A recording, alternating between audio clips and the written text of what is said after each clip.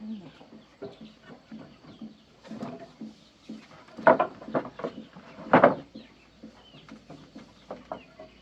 Cái này thử xem nào.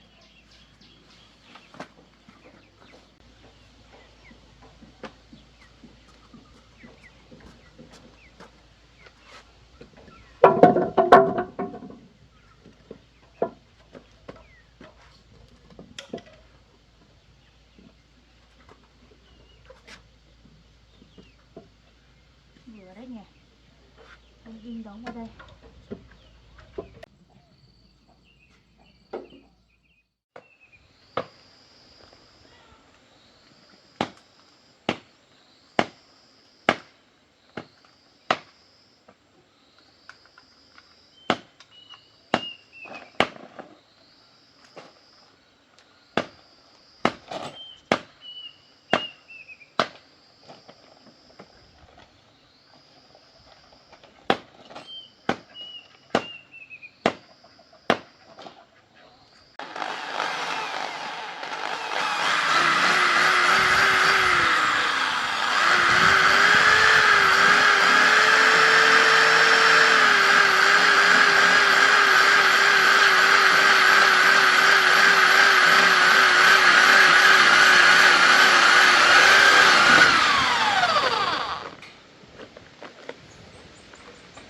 Rồi.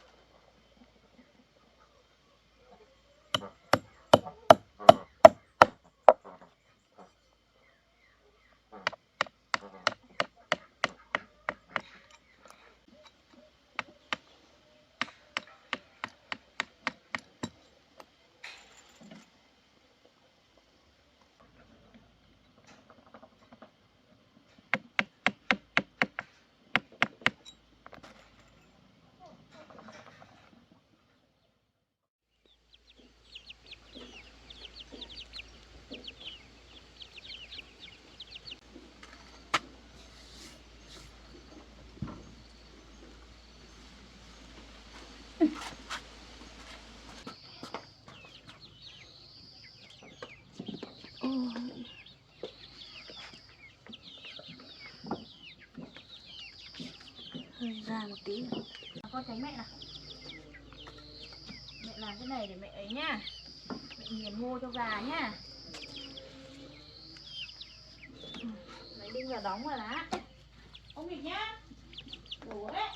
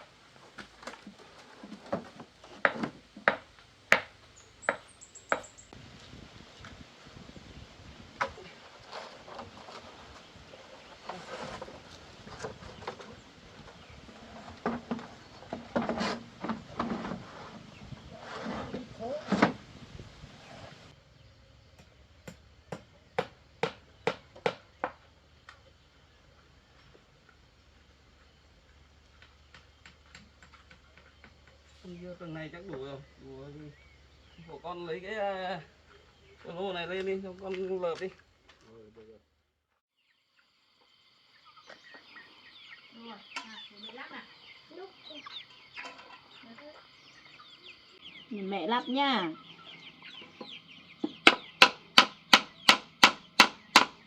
Đưa mẹ con này, mượn này. Con tránh xa nhá.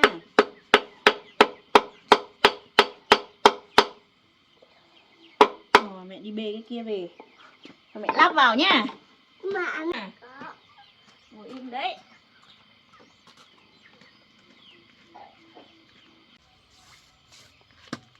Cái này nặng phết đấy.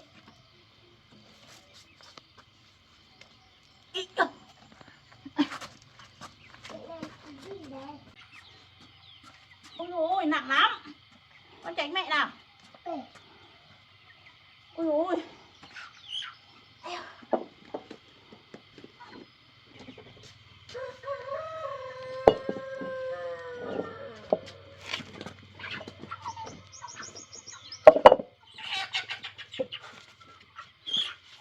Mẹ nào. ở đây à? Vâng. Mẹ bọc vào nào, xem là có vừa không nhá. Vừa không? Vừa mà. Vào đây. Thì mẹ cho vào đây, lắp vào đây. Cái búa đâu con này? Búa đâu rồi? Búa con vừa cầm đâu rồi? Cái kia lấy về đây cho mẹ. Vừa đây à? Ừ. Đây đây, đây đây.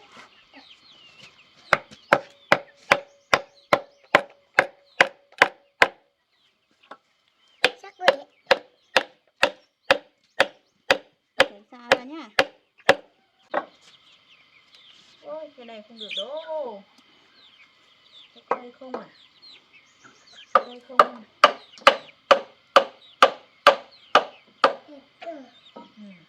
Nào, con tránh mẹ nào. Được rồi.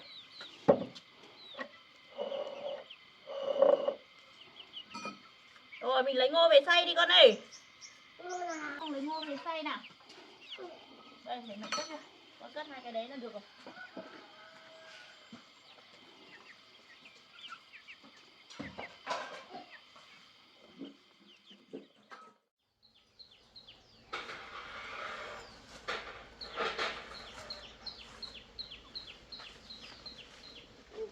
Đưa cái pro này lên cho con.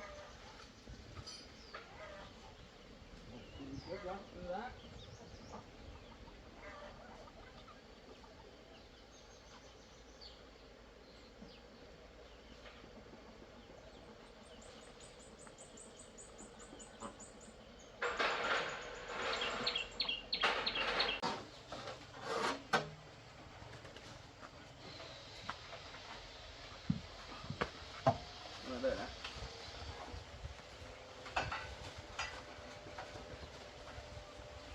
Thế ra một bên đi.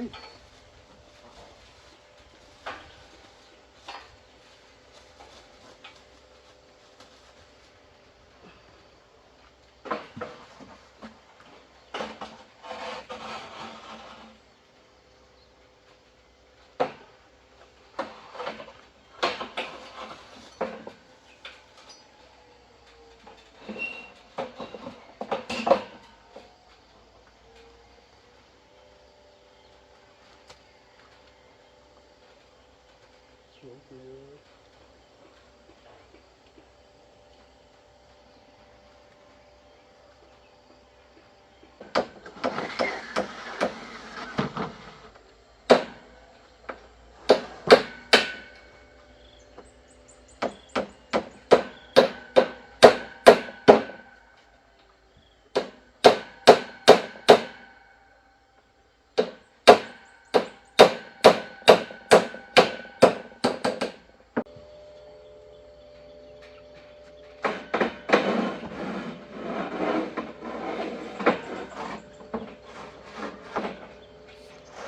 Đẩy cái tấm kia lên cái.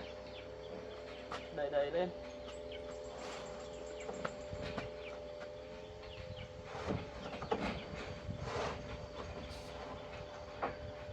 Đúng rồi.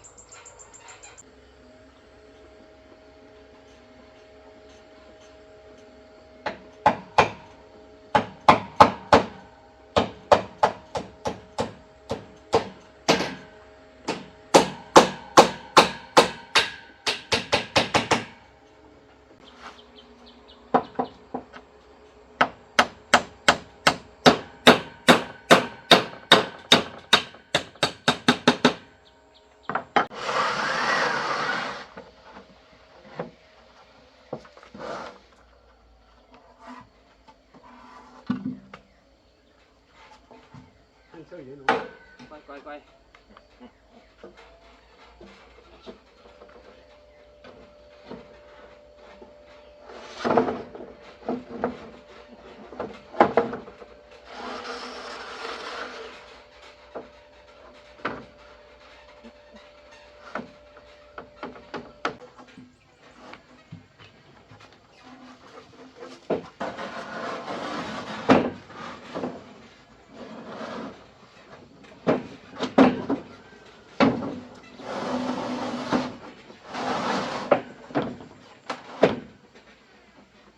Xuống thế.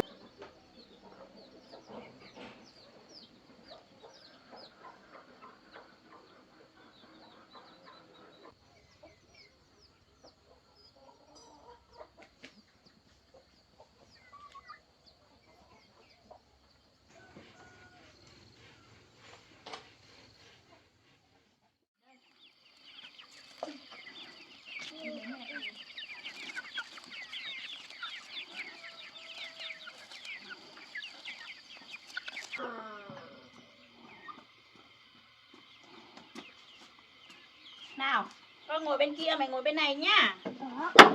Đây, con ngồi đây. Ôi, cho vào đây. Đấy. Con ngô vào đã. Nhưng mà mình đúng à? Mình lột trên răng kìa. À. Ê, cứ cho từ từ thôi chứ. Con cầm đây này. Đấy.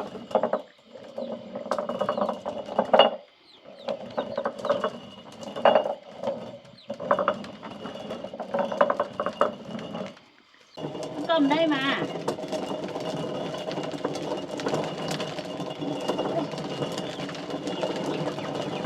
Đấy, thầy mua cho gà ăn đấy.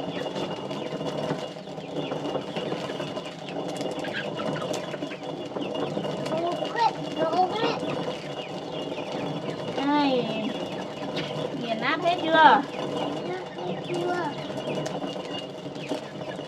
Nào, con cẩn thận nhá, chạm vào tay nhá.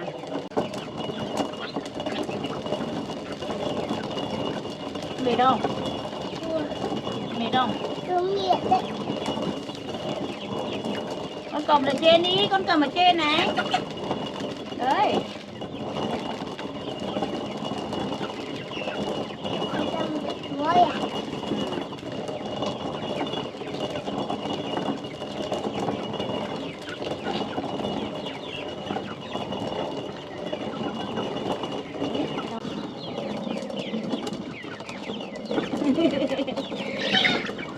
Mệt không? Mệt quá nhỉ. Đấy, đây.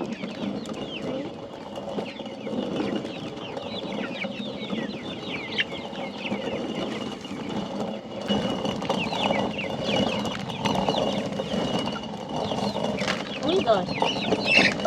Con không biết để đâu. Mẹ cho rồi.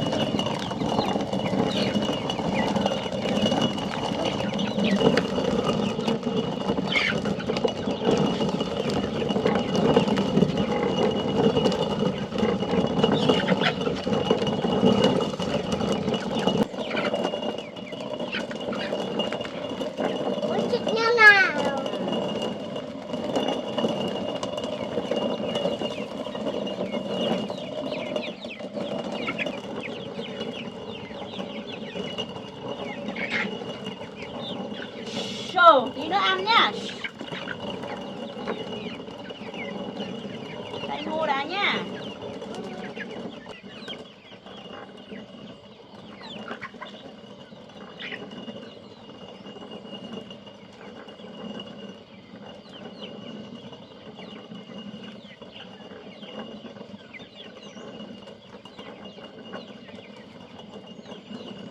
Mệt không? Mệt đấy, con nghỉ đi để mẹ xoay một tí đã.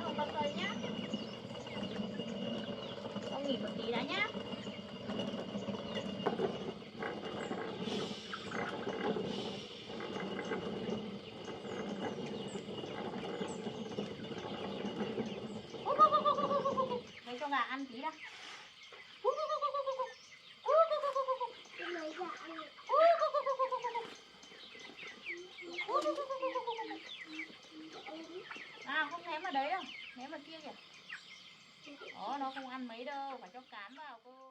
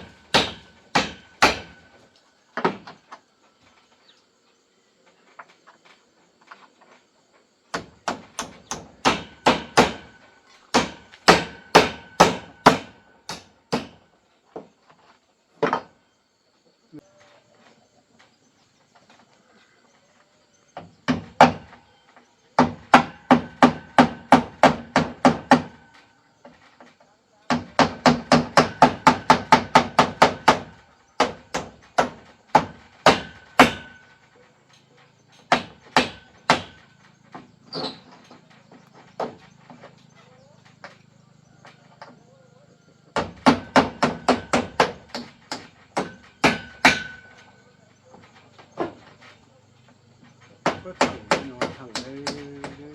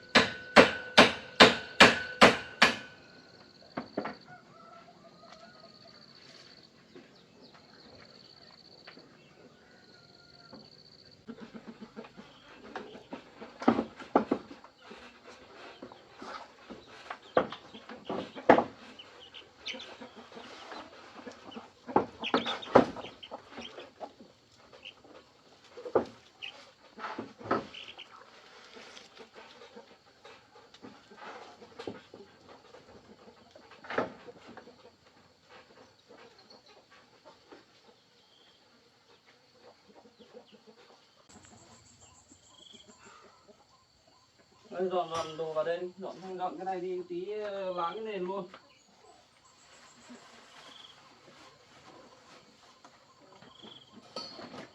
Tí trộn thì vừa láng nền luôn.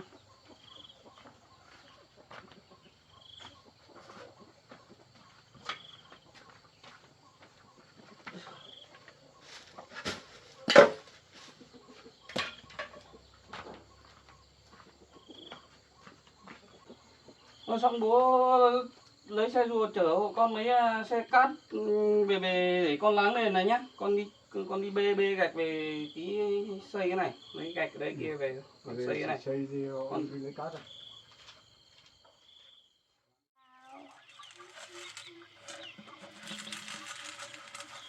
Rồi.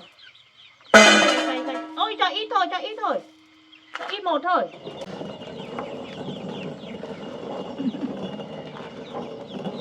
Giúp mẹ làm à?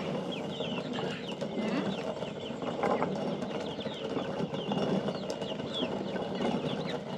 Giỏi quá nhỉ. Ôi trời. Mai gà lớn mẹ bổ gà cho ăn còng nhá. Nhá. Đó. Vất vả lắm rồi nhá. Nào khung ấy vào dưới nhá, kẹp vào tay nhá.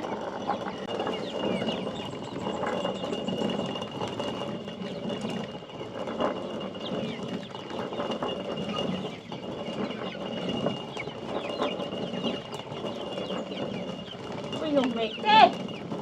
Đỏ hết mặt rồi kìa. Mặt đỏ hết rồi á. Mặt đỏ hết bị xỉa.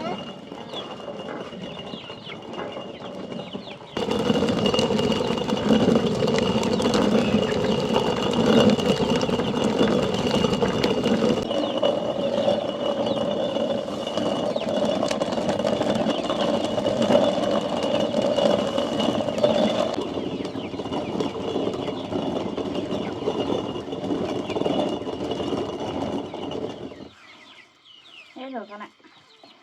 Trời. Ừ.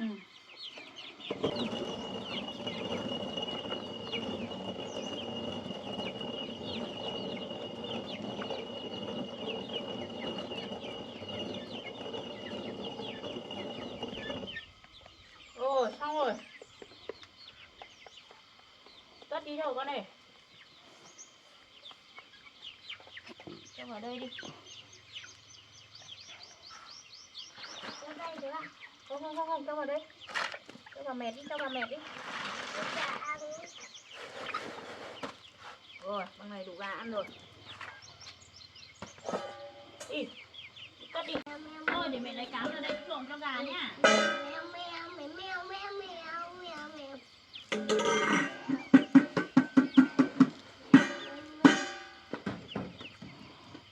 À, tự cám vào mô cho gà ăn đi.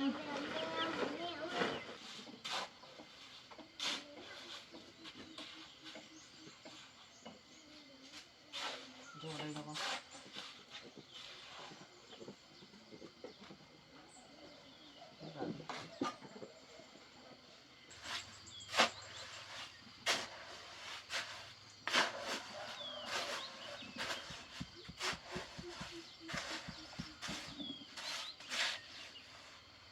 Cứ cho vào đây không hết mà.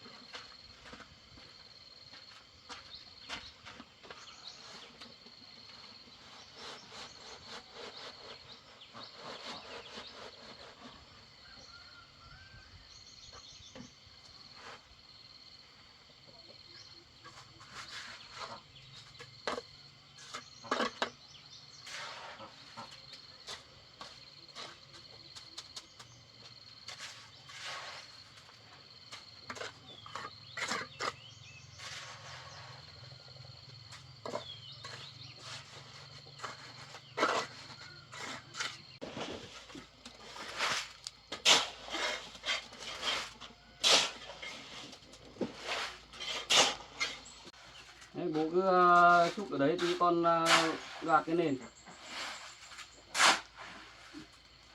Xúc vào đấy, đấy kia đi. Cứ xúc ô bên này trước đi. Ra đây này, ra đây, xúc ở đây này để con tí con gạt. Dục. Dòng ấy.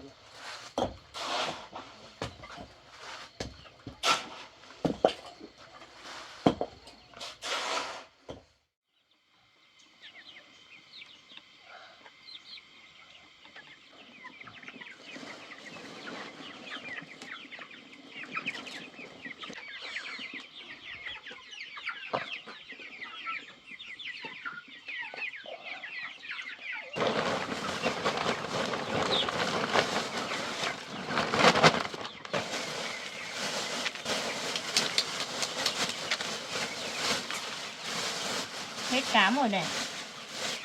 Cái chuyện tán cho mẹ chờ. Cám cho gà ăn cho béo nhanh, lớn nhanh nhá. Được rồi.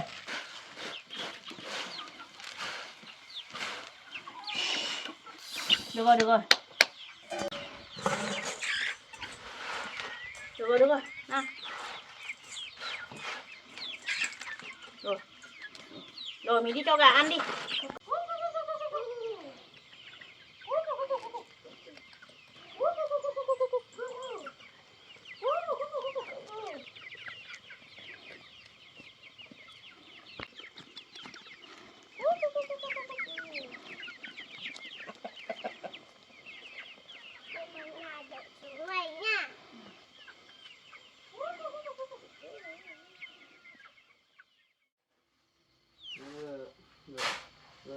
Cứ xúc đấy, đảo. Con đảo xúc vào đấy.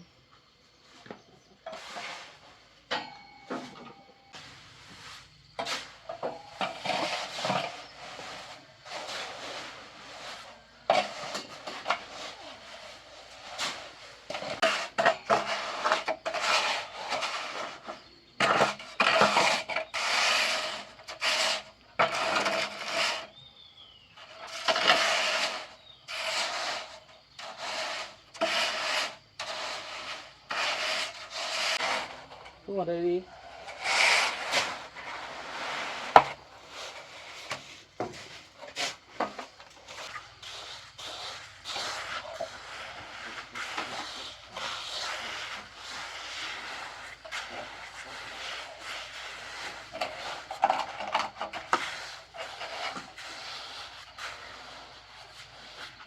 Bố cứ đảo đi, đảo cho nó.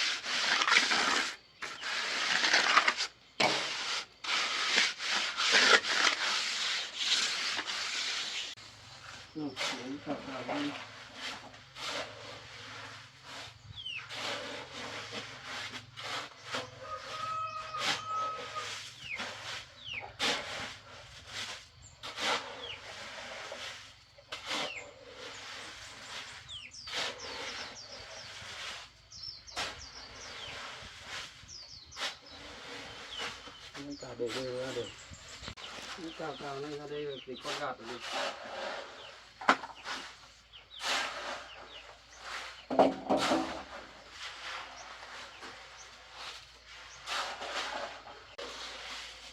Mấy cái cào cào ra hết rồi, có đủ không?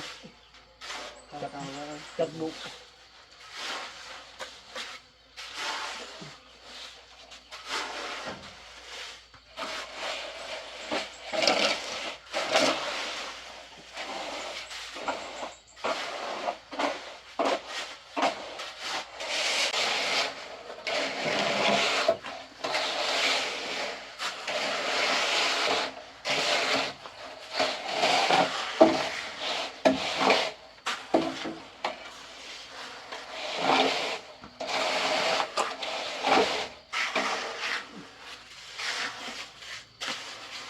Không đủ thì lấy cái kia nữa.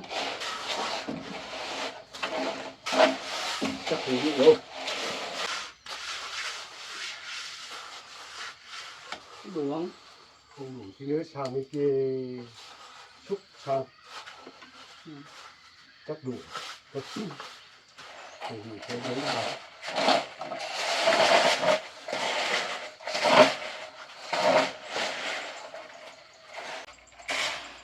Bố trộn đống kia lên đi, tí láng luôn luôn cái nền bên kia. Để con gạt này con xoa.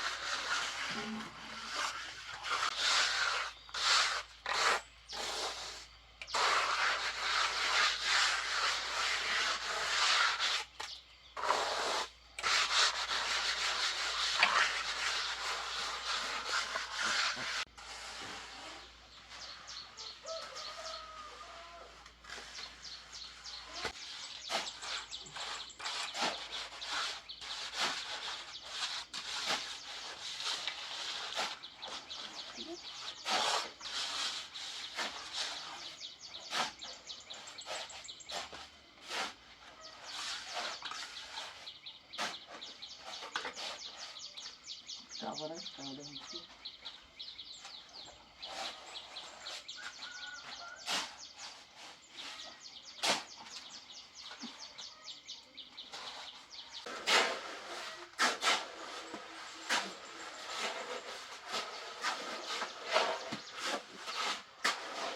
Nhỏ cào hết ra đi, cào hết ra đây, hết tất này tí tất cái xô đi nữa.